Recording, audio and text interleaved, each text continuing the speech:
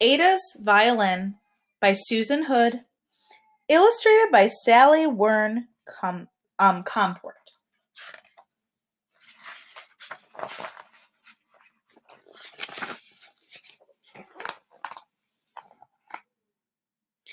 Ada Rios grew up in a town of trash.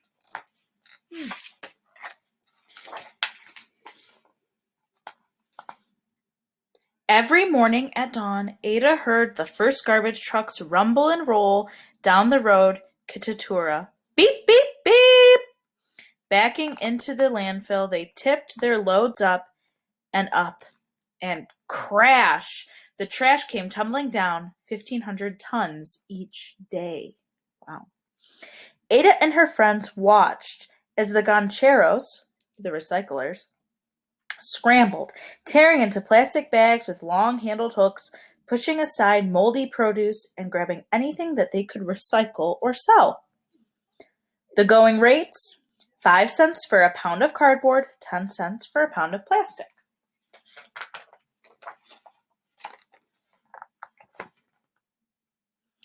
This noisy, stinking, sweltering slum was not the most nurturing neighborhood. Ada watched, eyes wide, but she didn't say much. And yet she liked to imagine each garbage truck was a box of surprises. One never knew what might be inside. Her father had found appliances, toys, perfumes, and antique watches. One woman even discovered a small box of gold jewelry. Little did Ada know there was a bigger surprise waiting for her in the landfill.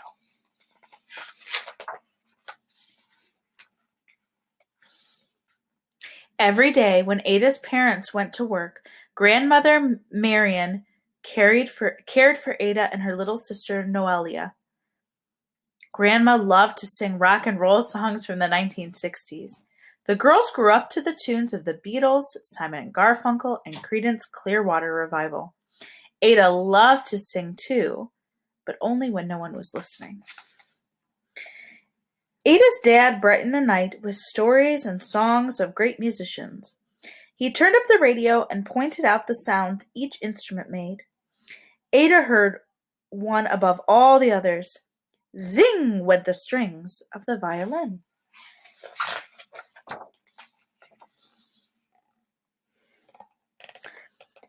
When the girls started school, Grandma returned to work as a recycler, collecting bottles and cans in the city. Classes let out at noon. Young Ada was in charge of Noelia until her parents were done with work. At first, the girls stayed close to home, playing with Grandma Marian's doggies and making sand cakes in the dirt. Soon they joined their cousins, playing hide and seek or a game of handball in the street. In time, they ventured farther afield, walking down to the bodega to get candy. But Ada noticed the teenagers hanging out in the alleys, grumbling about life in the landfill looming ahead. What would happen to them, to her little sister? She watched as the older kids turned to gangs and got into fights. Wow, sad. One day, when Ada was 11 years old, her grandmother saw a sign posted on the wall of a chapel. Se enseña violin, guitarra, violoncello, los sábados a las 8 o'clock a.m. Fabio Chavez. That means violin, guitar, and cello taught Saturdays at 8 a.m. Fabio Chavez. How Grandma had longed to learn music. Too late for her, maybe, she thought, but not for her granddaughters. She signed them up without even asking them or their parents. Ada's heart sang out. Thanks to her abuela, she could leave her worries behind and learn to play. At the first class, the teacher, Fabio Chavez, had 3 guitars and 2 violins to share. Ada chose a violin right away, but 10 children had signed up. Frustrated, Ada and her friends found that there were not enough instruments to go around. And there were bigger problems. Everyone quickly realized that the children would need to practice at home, but it wasn't safe to be seen with an expensive instrument in Katura, where a violin is worth more than even a house. Right? Someone might steal it. Watching the children play amid broken glass and rusty metal, Senor Chavez knew he had to do something. He remembered a band called Les Luthiers that made its own instruments. That was it.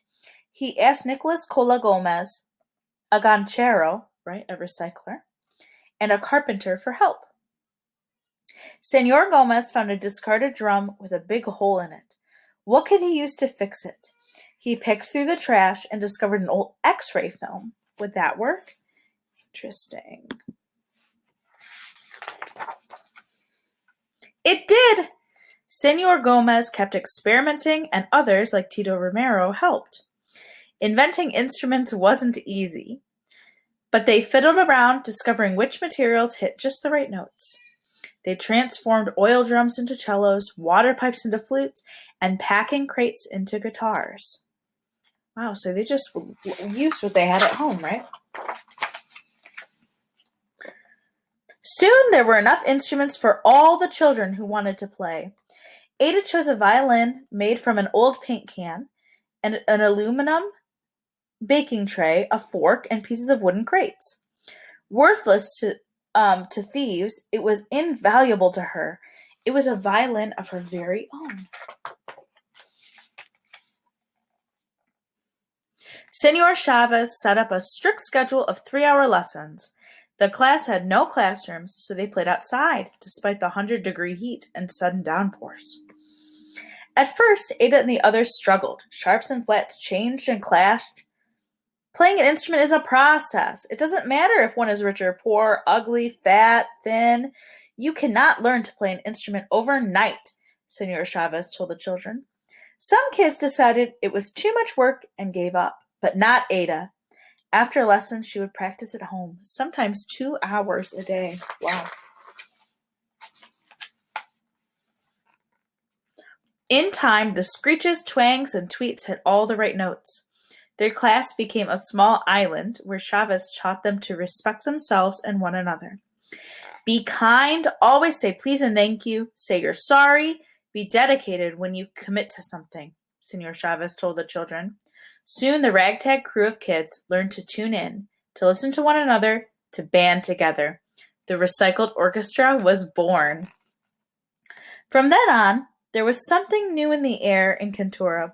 Gancheros trudging home from the landfill night after night, heads to hear the sounds of Ada's violin, or the strains of Bebe's cello, or the strum of Noelia's guitar. A symphony of sound helped to lift them beyond the heat, the stench, and their aching backs.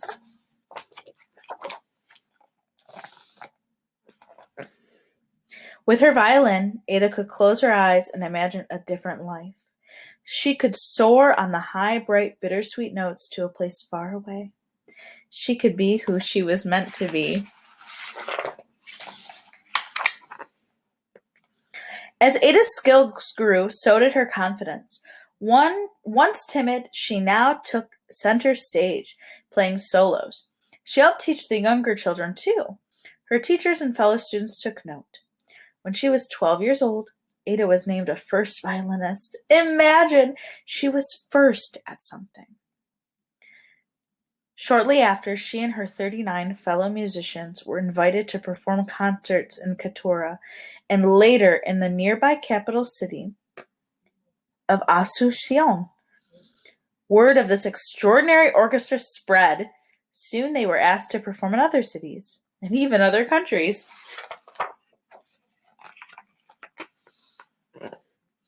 Ada and her fingers flew on their first airplane, stayed in their first hotels, swam in the bright blue waters of Rio de Janeiro, sampled their first pastries and pineapple, and saw sights they never imagined.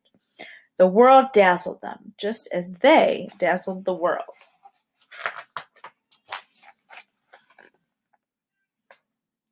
When Ada was 16, the orchestra received a very special invitation. They were asked to tour with a world-famous rock band. More than 35,000 people awaited them at their first concert stop in Bogota, Colombia. Ada was more than nervous. She didn't know how to enter or how to greet the audience. She went blank. She saw a giant stage with glaring lights and heard people screaming. But she didn't have to worry.